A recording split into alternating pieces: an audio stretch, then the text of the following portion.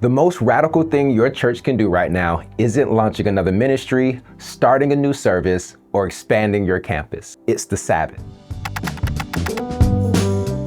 In a world so informed by Christian culture, sometimes it's surprising to reflect on what it means to model Jesus and realize that modeling him still requires us to stand out, to do things that are unusual. We don't talk about the Sabbath much in modern ministry, and that's why it deserves our attention. Our society glorifies hustle and productivity to the point where it's even become a part of the church. That means stopping to reflect might be the most countercultural act of faith we can make. It's worth remembering the Sabbath is not about laziness, and it's not a day off because you're exhausted. It's a weekly declaration that says, God, you're in charge, not me. If you carry a large amount of responsibility at your church, you're a bivocational pastor, or you just have family and other responsibilities to tend to, this could be a massive challenge. Stepping away from the noise might at first feel like you're letting someone down. And if you truly can't do it, it might be time to hire that assistant.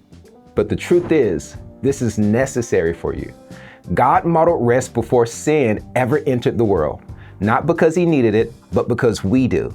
So if you can't rest, can you really pastor a congregation and encourage them to rest too? It makes sense.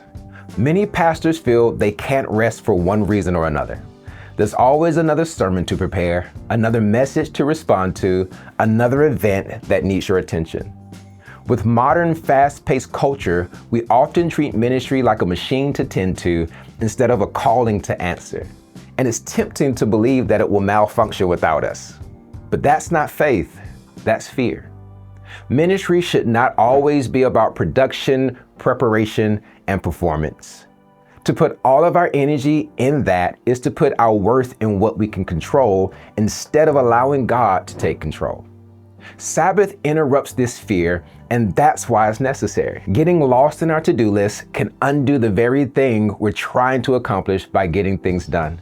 We can burn ourselves out, leaving so little in our souls to function as disciples of God, much less shepherds of his people.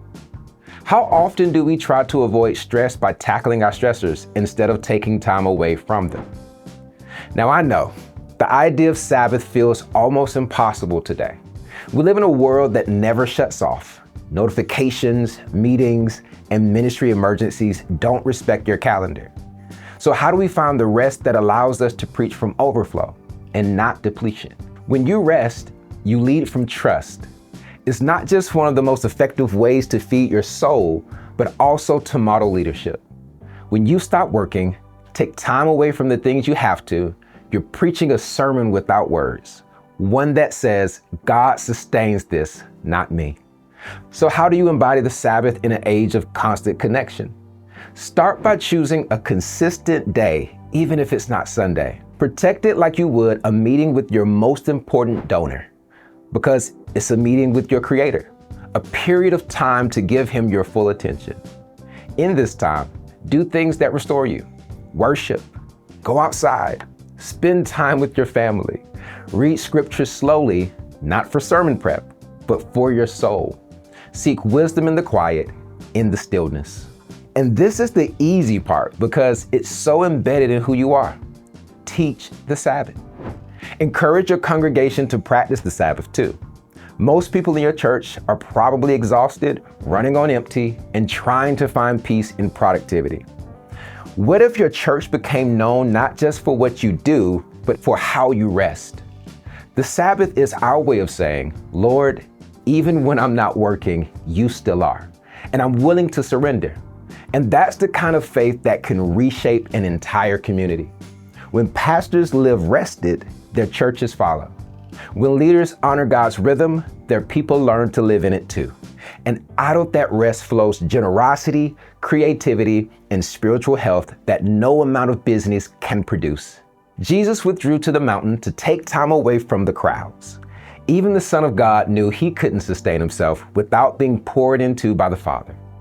In many ways, Jesus shows us that resting is harder than working, but it's a discipline that every pastor should embody. Ultimately, the world doesn't need a busier church. It needs a rested one. one that's prepared to invite people into a mission that isn't driven by performance, but by grace. Thank you for watching. We make videos every week helping pastors navigate church engagement, technology, and the modern world. So be sure to subscribe and check out the hundreds of video resources we've made specially for you. We'll see you next time.